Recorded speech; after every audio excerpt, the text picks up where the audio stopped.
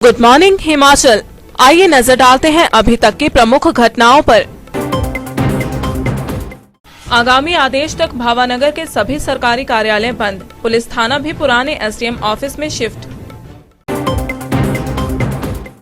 सुजानपुर में खाना बनाते झुलसी महिला, हालत गंभीर होने के चलते medical college Hamirpur refer. Kayakalp program योजना में PHC Jangalberi first, primary health centre को मिला 2 लाख का पुरस्कार। सरकार से सवाल पूछना सभी का अधिकार, मोनिका भारती बोली, पति के साथ मिलकर लड़ूंगी जंग। मॉनसून आते ही पौधे रोपने की तैयारियां शुरू, पालमपुर में गड्ढों की खुदाई में जुटा वन विभाग। और अब समाचार विस्तार से। किन्नौर जिला में 3 पुलिस कर्मियों की कोरोना रिपोर्ट पॉजिटिव आने के बाद भावानगर में आगामी आदेश तक सभी सरकारी कार्यालय बंद कर दिए गए हैं। वहीं पुलिस थाने को सील करने के बाद पुराने एसडीएम कार्यालय शिफ्ट किया गया है। भावानगर निचार खंड मुख्यालय होने के चलते यहीं से सभी उपमंडल स्तर के कार्यालय चलते हैं।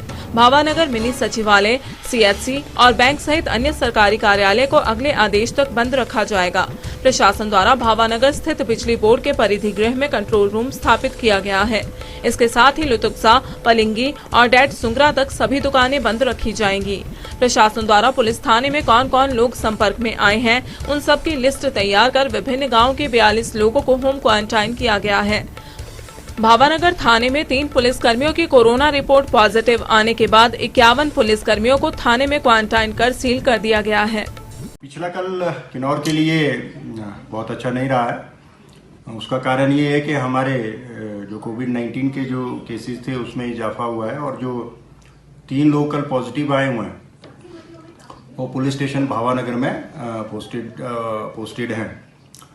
ये रिपोर्ट हमें रात को 10 बजे के आसपास मिला और उसी टाइम इन 3 लोगों को आइसोलेट किया गया, थाने से बाहर करके इनको जो हमारा कोविड केयर सेंटर है वहाँ इनको लाया गया है। और उसके अलावा जो पुलिस स्टेशन भावानगर को पूरी तरह से सील कर दिया गया है।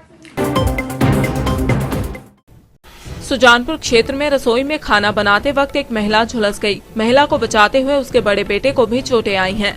परिजनों एवं ग्रामीणों की सहायता से महिला को सिविल अस्पताल सुजानपुर पहुंचाया गया, जहां उसे प्राथमिक उपचार देने के बाद मेडिकल कॉलेज हमीरपुर रेफर कर दिया गया है। मामला सुजानपुर शहर के वार्ड नंबर 5 का है। बताया जा रहा है कि रविवार सुबह महिला को उसका पति एवं मोहल्ले के लोग सिविल अस्पताल सुजानपुर में लेकर आए। मौके पर पुलिस भी पहुंची और सभी के बयान कलमबद्ध किए। सिविल अस्पताल सुजानपुर के डॉक्टर राजकुमार ने बताया कि महिला 80% झुलस चुकी थी। हालत गंभीर होने के चलते मेडिकल कॉलेज हमीरपुर रेफर कर दिया गया है। नेशनल हेल्थ मिशन के तहत प्रदेश भर में चलाए जाने वाले कायाकल्प प्रोग्राम का परिणाम घोषित हो गया है। प्राइमरी हेल्थ सेंटर जंगलबेरी उपमंडल सुजानपुर ने जिला भर में प्रथम स्थान हासिल किया है।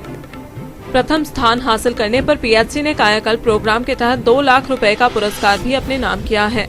इसके लिए प्राइमरी हेल्थ सेंटर के medical officer doctor Surendra Singh Dogra ने इस उपलब्धि पर पूरे स्टाफ व इलाके की जनता का धन्यवाद किया है। उन्होंने बताया कि कायाकल्प प्रोग्राम नेशनल हेल्थ मिशन के तहत चलाया गया है, जिसमें सरकारी स्वास्थ्य केंद्रों का निरीक्षण किया जाता है और उसमें तमाम बातों की जानकारी जुटाई जाती है। उन्होंने बताया कि पुरस्कार के रूप में जो 2 लाख रुपए प्राप्त हुए हैं, उन्हें प्राइमरी हेल्थ सेंटर के विकास पर लगाया जाएगा।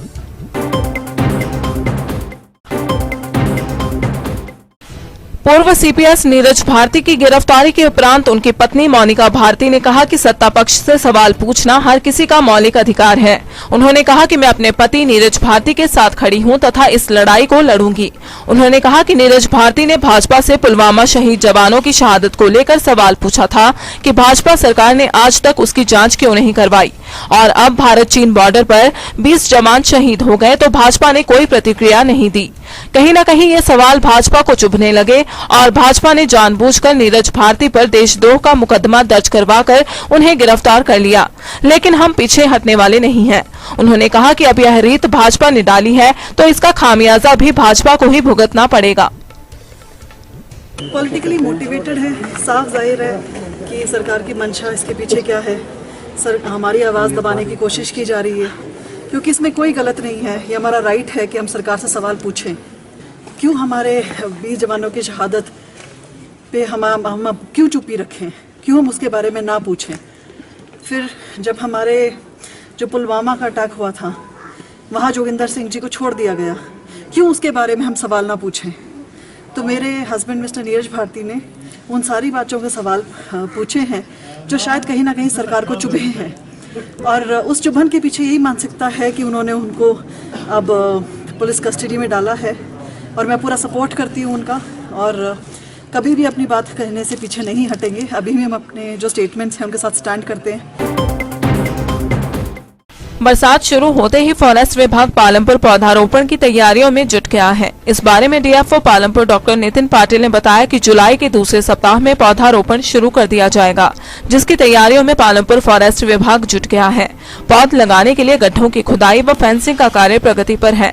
उन्होंने बताया कि डिपार्टमेंटल स्कीम के तहत 96 हेक्टेयर भूमि पर पौधारोपण का टारगेट है। इसके साथ ही एक अन्य जर्मन प्रोजेक्ट के तहत पालमपुर डिवीजन में 212 हेक्टेयर भूमि पर पौधारोपण का टारगेट है। उन्होंने लोगों से अपील की है कि जहां पौधारोपण किया जाएगा उसकी रखवाली करना भी हमारा कर्तव्य है। पर्यावरण संरक्षण के लिए यह बहुत जरूरी है।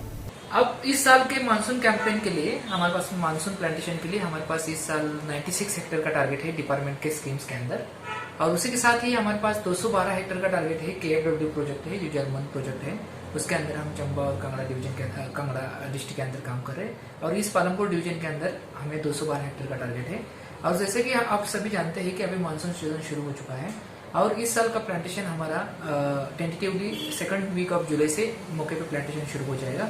उसके लिए अभी हमारी पूरी तैयारी चल रही है। उसके लिए हमने एडवांस वर्क जैसे कि फेंसिंग का काम, डिगिंग ऑफ पिट्स का काम सभी साइड्स के ऊपर शुरू कर दिया है, और लोगों के सहयोग की हम अपेक्षा करते हैं कि और जैसे ही प्लांटेशन हमारा 2nd वीक ऑफ जुलाई में शुरू हो जाएगा तो ये टेंटेटिवली जुलाई एंड तक हम इस प्लांटेशन को मानसून प्लांटेशन को हम फिनिश करेंगे। तो यह था अभी तक का घटनाक्रम। बने रहिए दिव्य हिमाचल टीवी के साथ। शीघ्र मिलते हैं अगले कार्यक्रम आज दोपहर हिमाचल में।